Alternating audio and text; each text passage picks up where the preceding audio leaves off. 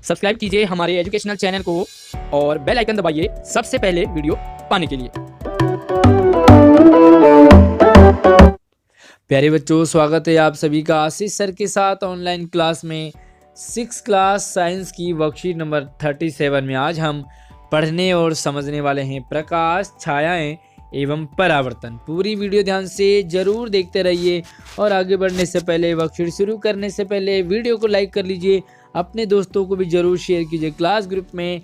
तो चलिए शुरू करते हैं बच्चों। हमने ये पाठ, ये चैप्टर लेसन हम एक बार पढ़ चुके हैं ऑलरेडी। आज हम इसकी पुनरावृत्ति यानी कि रिपीटेशन करेंगे। कितना समझ में आया आज हम इसकी टेस्टिंग करेंगे। तो चलिए शुरू करते हैं। सबसे पहले हम जानते हैं दर्पण। दर्पण वह चिकना एवं पॉलिशदार तल है जिस पर पड़ने वाले प्रकाश का अधिकतर भाग परावर्तित हो जाता है।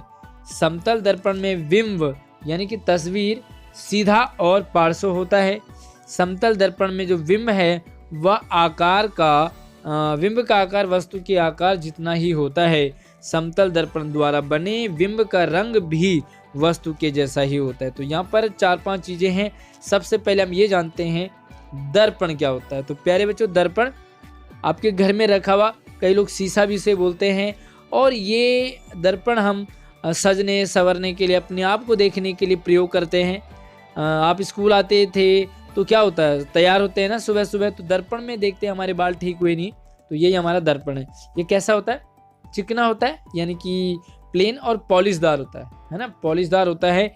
इस पर पड़ने वाला प्रकाश जो है वो परावर्तित हो जाता है। तो चलिए यहाँ पर मान लीजिए हम इसे बिंब बना लेते हैं, दर्पण बना लेते हैं।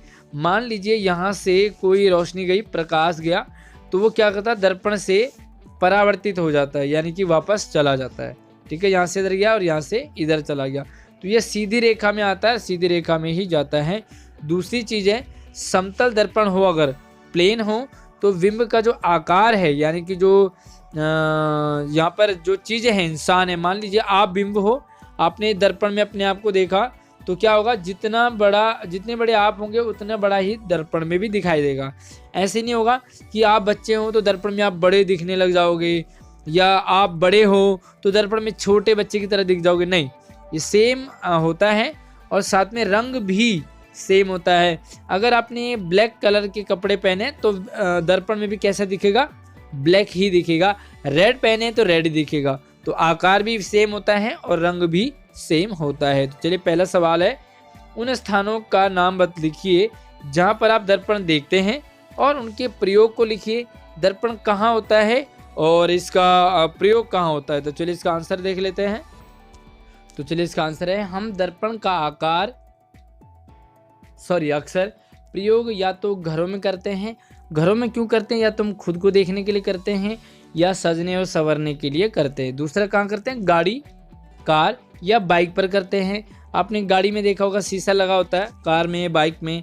और ये क्यों करते हैं, ताकि हम पीछे से आने वाले जो वाहन हैं उनको दिखाई, वो उनको देख सकें। तो पीछे वाले जो वाहन आते हैं उनको देख सकें। साथ में और कहाँ जगह आपने कहाँ देखा है, साथ में मॉल में भी होता है, शोरूम में, जहाँ पर कि हम चेंजिंग करते हैं कपड़ों को, तो वहाँ पर भी ये दर्पण होता है। और कहाँ होता है, मुझे कमेंट करके आपने बताना है कि आपने दर्पण को कहाँ देखा है, अपने घरों के अलावा, गाड़ी के अलावा और मॉल के अलावा। ठीक है, तो चलिए दूसरा सवाल है, दूसरा टॉपिक हमारा परावर्तन। प्रकाश का किसी चिकनी चमकीली सतह से टकराकर वापस उसी दिशा में लौटना प्रकाश का परावर्तन कहलाता है। तो फिर से देखो क्या कहते हैं, चिकनी और चमकीली सतह से। तो मान लीजिए यहाँ पर कोई भी चिकनी चमकीली सतह है, शीशा मान लीजिए, यहाँ से हमने सूरज की रोशनी आई, प्रकाश आया, तो ये क्या होता है, यहाँ से इधर को टकरा करके चला जाता है। तो क्या होता है, उसी दिशा में, जैसे इधर से आया तो इसी दिशा में।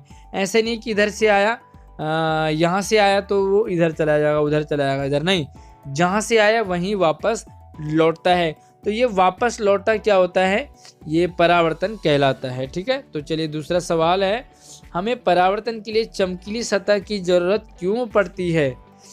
चमकीली सतह ही क्यों जरूरत पड़ती है, तो चलिए देखते हैं। चलिए, तो इसका उत्तर आप यहाँ से इस तरह से लिखोगे, प्रकाश के परावर्तन के लिए हमें चमकीली सतह की आवश्यकता पड़ती है, क्योंकि यह सतह ये जो चमकीली सतह है वो जितनी चमकीली होती है उतना ही अधिक परावर्तन होगा। इसे हम किसी पत्थर पर टॉर्च चमकाएंगे तो पत्थर से वापस जाने का उतना कम चांस होता है, लेकिन जितनी चमकीली होगी, जितनी चिकनी होगी, उतना ही वापस वो परावर्तित भी होगा। परावर्तन का उतना ही ज़्यादा उसमें चांसेस रहते हैं। तो चलिए आगे देखते हैं। एक पहेली है, तीसरा सवाल पहेली में, मैं केवल वहाँ रह सकती हूँ जहाँ प्रकाश है, पर जैसे ही प्रकाश मेरे ऊपर पड़ता है मैं मर जाती हूँ, बूझो मैं कौन हूँ। तो क्या है यहाँ पर, वो प्रकाश में ही है, मतलब केवल मैं वहाँ रह सकती हूँ जहाँ प्रकाश है, प्रकाश के बिना नहीं है, और जैसे इस पर प्रकाश पड़ता है तो गायब भी हो जाता है। क्या है, तो प्यारे बच्चों यहाँ पे लिखोगे आप छाया।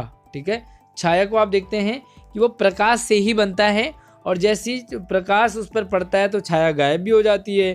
तो इसका आंसर आप लिखोगे छाया। ठीक है, आगे देखते हैं। चौथा सवाल है, नीचे दिए गए विकल्पों में से सही का चयन करना है हमने।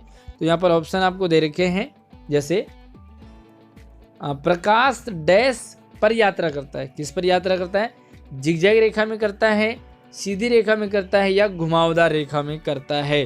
तो चलिए यहाँ पर फिर से हम देखते हैं प्रकाश कैसे। मान लीजिए यहाँ पर कोई सतह है, हमने यहाँ से प्रकाश इधर गया तो क्या होता है, ये वापस आता है। तो ये क्या इस तरह से आता है या यूं लहर करके आती है, कैसे आती है? देखो हमने पिछले वर्कशीट में भी पढ़ा कि जैसे ही प्रकाश यूं टेढ़ी रेखा में होगा तो वो हमें दिखाई नहीं देता, यानी कि सीधा हमें दिखाई नहीं देता। तो प्रकाश कैसे जाता है, सीधा जाता है। तो इसका आंसर है सीधी रेखा में। ठीक है, तो चलिए आगे देखते हैं। अगला जो सवाल है, प्रकाश का चमकीली सतह से वापस लौटना कहलाता है। तो कोई भी चमकीली सतह हो, उस पर जब प्रकाश पड़ता है तो वो उसका लौटना क्या कहलाता है। मान लीजिए ये कोई चमकीली सतह है और यहाँ पर ये हमने यहाँ से सूरज की रोशनी इधर गई, चमकीली सतह यहाँ से, और यहाँ से ये वापस लौट जाती है। तो ये वापस लौटने को क्या कहते हैं, मुड़ना कहते हैं, परावर्तन कहते हैं, या विक्षेपण कहते हैं। तो चलिए अभी भी हमने आज की वर्कशीट में भी पढ़ा कि इसे क्या कहते हैं, मुड़ना नहीं बल्कि इसे कहते हैं परावर्तन। ठीक है, तो जो चौथा सवाल है उसका आप फिर से एक बार देख लीजिए। चौथे में पहले का सवाल है सीधी रेखा में, और प्रकाश जो है चमकीली सतह पर वापस लौटना कहलाता है परावर्तन। तो प्यारे बच्चों ये थी आज की वर्कशीट। उम्मीद करूंगा आपको वर्कशीट समझ में आई होगी। वीडियो को लाइक कीजिए, अपने सभी दोस्तों को शेयर कीजिए, और कोई भी डाउट हो तो आप मुझे कमेंट कर सकते हैं। नई वीडियो में नई वर्कशीट के साथ मिलते हैं, तब तक आप अपना ख्याल रखिए। जय हिंद, धन्यवाद।